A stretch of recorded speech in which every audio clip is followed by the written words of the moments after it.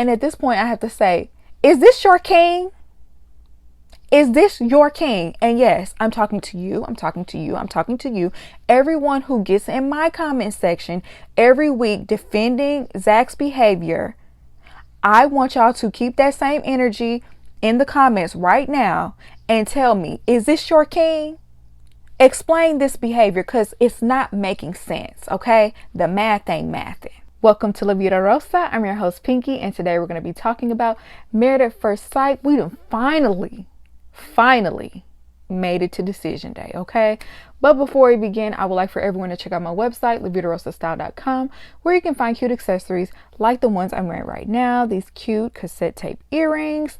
Check out the link down below, like, comment, and subscribe. And without further ado, let's get into this video. How do you leave decision day more confused than when you went into it? Y'all know who I'm talking about. I feel like most of these were predictable. I did have some stand up and slow clap moments. I really had some scratch my head, what were you thinking moments. So let's just go ahead and jump right into this. I'm going to start with Jose and Rachel because they had to be the most predictable. Jose has been on his best behavior ever since he locked Rachel out. While Jose did address the locking out, I feel like the experts dropped the ball at reprimanding him. They did say that he apologized and he made it right or whatever, but I still think he deserved to be reprimanded for that behavior because it's really disgusting, and I think it sets a bad precedent for future seasons. Like, I think y'all need to make sure that y'all get on screen and tell him how jacked up that was, you know what I'm saying, and how trust will be lost after that, because he, every chance he gets, well, I don't know if the next time she gonna run out. It's not like she's leaving for absolutely no reason. You know exactly why she would be ready to leave at the drop of a hat. She did say he had a character flaw, but overall I just felt like it got brushed to the side, and you know, this was like something major in their relationship, and it would cause someone to have trust issues at the very least. So obviously both of them said yes, and Twitter was cracking me up because they said Rachel said yes to being locked out of her home for the rest of her life, because you know he won't hesitate to change them locks on you, girl, okay? So Rachel, go with God. I pray that you never get locked out at 2 o'clock in the morning again, but Jose just seems that spiteful. Be careful, girl. Keep you some mace on you. Keep your extra set of keys somewhere under a pot. Okay?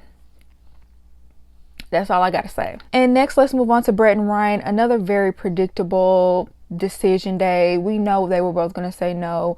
Dr. Pepper did call him out for being on a dating app. And I feel like she kind of went harder on Ryan than anybody did on Jose for being on a dating app, even though that was very disrespectful, and I totally agree with them calling him out. It's just like, okay, we need that same energy for someone who did something a lot worse. He did apologize, but he still wasn't taking like full accountability. Like, I didn't mean it for you to see that I downloaded it. It doesn't matter. You downloaded it. It's disrespectful. It's trifling. There's no ifs, ands, or buts about it. And they kept pinning him to the wall. They was like, you did it. Why did you do it? And you know, here he goes with, she's not his type or whatever. And I'm just like, Ryan, if you shallow, just say that. If you shallow, just say that. Like, you should have never came on a show called Married at First Sight if you're going to be so shallow. If you weren't going to actually give her a chance, you should have exited this experiment a long time ago. But the fact that you let it drag on and on and on and on and not ever give this woman a straight up reason as to why you are acting that way says a lot about your character. Brett does say that she wished she had spoken up sooner, and as long as you realize it, girl, don't let this happen to you again. Don't let a man drag you by your scalp anymore. Like, speak up, okay? If you feel like somebody's doing you dirty, if you feel like the situation is not making you happy, stand up and don't let somebody just do anything to you without saying it. There is some tea on Brett that came out a couple of days ago that I'm not going to address in this video. I'll address it by the time we talk about the reunion, okay? But I don't want to spoil this for anybody. That's the only reason why I'm not addressing it. So yeah, they both said no. Is anybody shocked? Like, he basically revealed his decision when he downloaded that app. moving along. Next, let's move on to Mirla and Gil. So when they sat down with the experts, Mirla made it very clear that she hated her wedding day and she thought it was terrible. Look, let me tell y'all something. I relate to Mirla, not in how blunt she is with her opinion, but just how she feels in general. She's a tad bit antisocial. I wouldn't be surprised if she has like social anxiety. So do I. So whenever she says, I just don't like meeting new people, or I don't like to be around a bunch of people, always talking to people, she might be an introvert too. I totally can relate because I'm very much introverted. I have social anxiety. I'm good at hiding it. A lot of people probably wouldn't even know that about me because I'm so good at hiding it. But I actually hate being in those type of environments as well. The thought of having a huge wedding actually terrifies me. I don't think I will have a big wedding. I doubt that will be the case for me. So I totally could understand why she felt that way. She's being 100% on how she feels. I mean, you can't be mad. It was just hilarious to see how the experts was just like taken aback by what she says, because she's straight, no chaser, no sugar coated. She gonna tell you exactly how she feels. And Gil looked like he was very upset that she was being that blunt and that honest. Then Gil reveals that they have consummated their marriage actually within the last 2 weeks. I honestly would have thought it would have happened before that, but okay, all right, go with it. She tried to say something different at first. I don't know if she was just playing or she wanted to keep it a secret, but Gil definitely put it out there. Then he gets on his favorite subject about her moody attitude, which, look, over the seasons, I totally agree with him about her having this, Debbie Downer attitude. I agree with it, but I do feel like she has worked on it to a certain extent. The reason why she was being negative today is because people asked her questions and she told the truth. But I feel like we've seen a difference between the beginning of this season and the end of this season. I believe they asked her what her concerns were, and she said the fact that they differ on finances worries her, but she never actually criticizes Gil about him not making as much as she does or feeling a different way than she does about finances. She never criticizes him. I can't remember one time where she has, but constantly when this subject gets brought up, he criticizes her and he down talks her for having a difference of opinion. And I don't think just because Mirla is driven and she wants to make as much money as possible, I don't think that is a character flaw. I just think that y'all differ.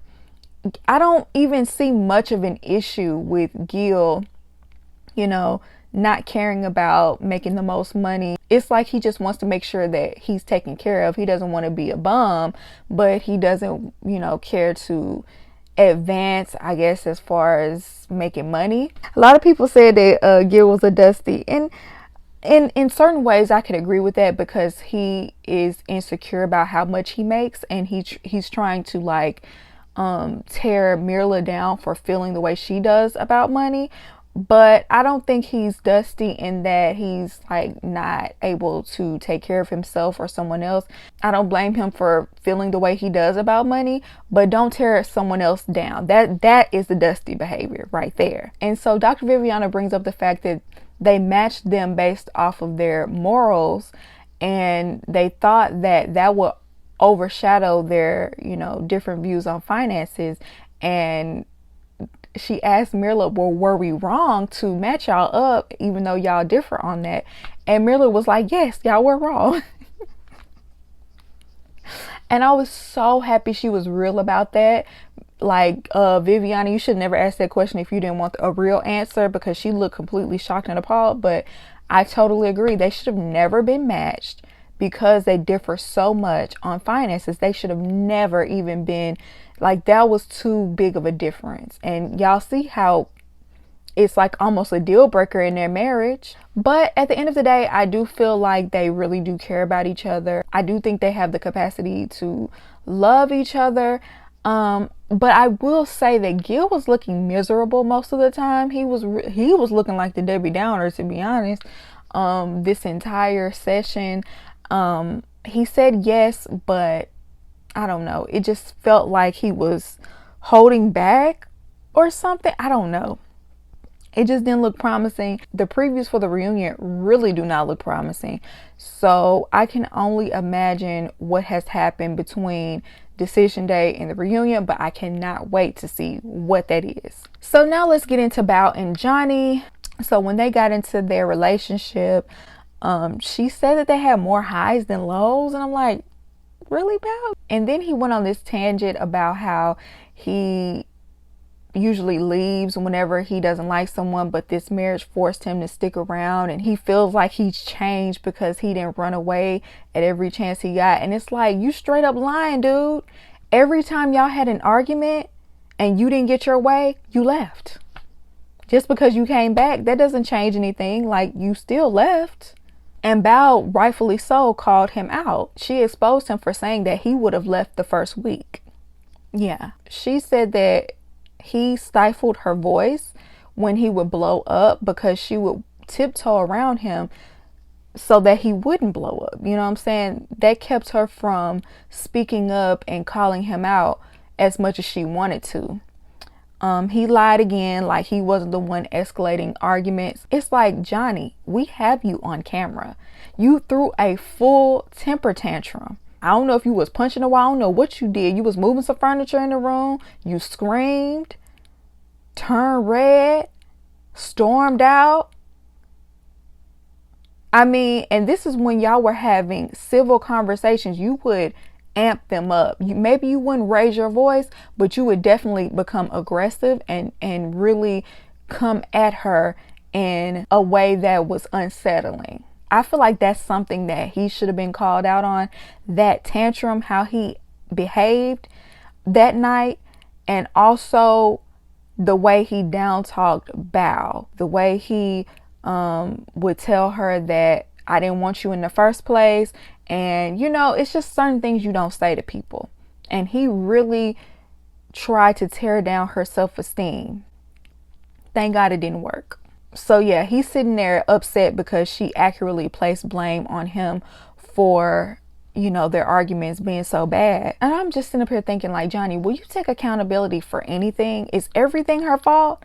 Everything you have to place a spotlight on Bao for. You can never take responsibility for your own actions, because can't nobody make you act like that. Then Dr. Pepper called him out about him talking to her best friend behind her back. And, you know, basically he was forced into an apology, because I don't think he would have apologized to her otherwise. If he had not apologized at that point, he definitely wasn't going to. Then we get down to the decisions, and I was kind of shocked that he wanted to stay married. Like, in a way, I was shocked, because the whole marriage, you were like screaming and crying about how you didn't want to be with her, how she was the worst wife ever, and how you just knew that y'all were not a good match. You told the experts this every chance you got. Every time you talked to any of your friends, family, you always tore her down every chance you got. And you want to stay married to her to see where it goes? You like torturing Bao that much? You're sick. I'm sorry. Johnny is sick. For him to want to stay married to someone that he clearly hates, I was so glad. I was so glad. She said, no, I want a divorce, and I was so happy. I'm so glad you stood up for yourself and you did not accept that crap and you left him. He does not deserve a woman like you on your level, okay? And he was just sitting up there. His face was so cracked. He was moldy. He was moldy. That's exactly what you deserve. I'm glad you got your face cracked. And he was sitting up there like, well, why wouldn't you want to give it a shot? Why would I want to give it a shot with someone who never respected me in the first place? Are you crazy? He's really full of it if he thinks someone is going to stick around with that narcissistic behavior. No. Who does he think he is? And he had the nerve to say, was it really that bad? You were the one constantly acting miserable and acting like she could never measure up to the ideal wife you have in your head. It was you that constantly put that out there. And now you want to say, was it that bad? You're the one who acted like it was. Bao said it's not adding up. Why do you all of a sudden want to work on it now? It's too little too late. And I just feel like, once again, he wants to make her out to be the villain Like, I was the one who wanted to work it out, but she wanted to end it like the mean, evil lady she is. And, you know, kind of make himself into the victim once again. And no one's falling for it, Johnny. I'm sure you know that by now. I know they lighten you up on Twitter. Okay, finally, let's move on to Michaela and Zack. They are the ones that truly drained me, okay? So when they first sat down, they're telling the experts how they feel about one another. Zack is dramatic and pulls out this sheet of paper, and Dr. Pepper's like, wait, we're not about to do decisions just yet. He was like, oh no, this is just how I feel. So he's professing his love for Michaela. She's the best woman he's ever known beside his mother. He says that she made him a better man and he wouldn't change anything because it was worth it, okay? She proceeds to break down, but there were no tears. Like, she was dabbing, but there was literally nothing there. And at that point, he's the one who actually breaks down and talks about how amazing of a woman she is. And Dr. Viviana, Dr. Pepper, Pastor Cal, me, and everyone else in the audience is very confused because as volatile as Michaela has been, as through with her as you have been, where is all of this coming from? The math ain't mathing. Once again, I feel like the experts missed out on the opportunity to call Michaela out for her poor behavior. She very quickly brushed the Hurricane K stuff aside. Oh, I plan to change. Oh, I plan to do this. Da, da, da, da, da. No. Out of everything that happened this season, that is the main thing that should have been addressed head on. She got off way too easy. Someone really needed to lean in and make her take accountability and apologize for that inexcusable behavior. On more than one occasion, she's acted out, like throwing tantrums like a child. So then we get to the point where they make their decision. Michaela says yes. Of course, we knew Michaela was going to say yes, especially if Zack didn't go first and say no. If he would have went first and said no, she would have said no, because that's how petty she is. But she went first and said yes, because I think it's because of that display that Zack put on and made it seem like he was, you know, just so into her and wanting to move forward and, you know, wanting to stay married or whatever. He says no. Everyone's looking really shocked because he just cried his eyes out 2 seconds before that. Okay, talking about how much he loved her. He's claiming that he says he wants to divorce the past 8 weeks. Boy, if you don't get... And at this point, I have to say, is this your king? Is this your king? And yes, I'm talking to you. I'm talking to you. I'm talking to you. Everyone who gets in my comment section every week defending Zack's behavior, I want y'all to keep that same energy in the comments right now and tell me, is this your king? Explain this behavior, because it's not making sense, okay? So at this point, Pastor Cal calls him out for his poor communication skills, because regardless of whatever diatribe he went on to try to explain what yes means to him and no means to him, yes and no have meanings. This show has been going on for over 10 seasons. The rules of Decision Day are clear. If you want to stay together and work on your marriage, say yes. If you want to leave and get a divorce, say no. There's no in between. There's no other definitions. It's very clear cut, okay? The answers should be clear cut. He got on my last nerve. Pastor Cal was pushing him to clarify because you're looking crazy.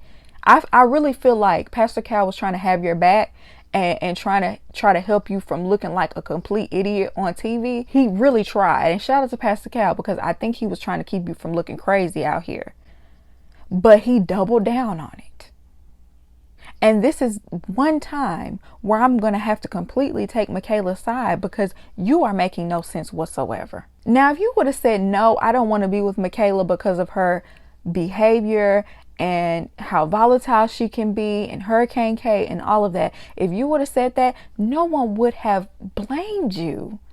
There would have been people standing up and cheering, happy that you chose that. But the fact that you keep on stringing people along and playing these games, you coming off as trifling. He honestly reminds me of Lawrence from Insecure. Remember when he was stringing that bank teller along and making it seem like they were going to be in a relationship when really he just wanted something very casual? And she told him that you're worse than an F-boy because you actually think that you're a good guy and that you're a catch. I really feel like this is a very similar situation. And really, at the end of the day, like I've been saying, I don't think that he is confident in who he is as a person. And if that's the case, how can you truly stand firm in your choices if you don't know who you are? You know what I'm saying? If you don't stand for something, you'll fall for anything. If I was the experts, I would have banished both of them out of my presence. The door, okay? Y'all are each other's problem now. I wouldn't have nothing else to do with them. I wouldn't show up to the reunion. Nothing, okay?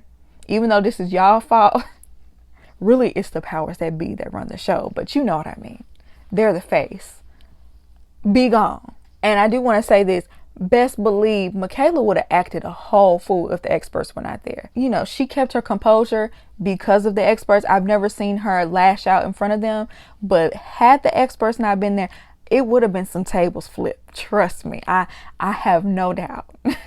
So finally, all the couples met up after decision day. And no one was shocked that Jose and Rose stayed together. Everyone was, you know, very confident in that. I think we all were. No one was enthusiastic about Gil and Mirla being together. So he awkwardly announced that they had consummated their marriage. And it was just like, okay, congratulations. Like, I understand why he told the experts, but did he really have to announce that? Like, that was kind of weird. As far as Brett and Ryan goes, Gil called Ryan out on his shady ways and for not being honest and upfront with Brett, which I was so happy that somebody said it on the show. Somebody needed to get him together, even though he didn't do it to his face. It needed to be said. As far as Michaela and Zack goes, he confused everybody in that room the way he confused us with his answer. Bao thinks that Zack has ill intent, that he wants to be presented to the world as single but still have her to the side and possibly still getting some nookie. I'm gonna have to agree with Bao. Gil spoke up and he didn't understand his decision either. He asked Zack how would he feel if Michaela said that she wanted to cut him off and didn't want to talk to him anymore, and he claims that he wouldn't care. So I'm like, why all the fake love? Why all the theatrics? And Michaela drank the Kool-Aid, apparently. I don't know if they made up somewhere before this, but she drank the Kool-Aid and agreed with him and said, this is our relationship and this is how we do it, and this, we don't need nobody else's approval. Girl, Brett was over there enabling the foolishness, and I'm just sitting up here like, Brett, if you didn't learn nothing else from this situation, you better learn from Zack and Michaela, because that is toxicity personified, okay? Johnny tried to save face by saying he went in with no on his mind, but Bao said it was too little, too late, okay? So that concludes this season of Married at First Sight as far as decision day goes. Of course, we're going to have the reunion next week, and I think we're going to have like a catch-up special after that. I will be reviewing both of them, so y'all let me know what y'all think down below. I would love to hear your opinion. Do you agree with me? Do you not agree with me? The Zack supporters specifically, I would like for you to stand up and be proud, claim your king, okay? Tell me how you feel about how he handled decision day down below. I would love to hear what you got to say too, and I hope you enjoyed this video, and I'll see you in my next one. Peace.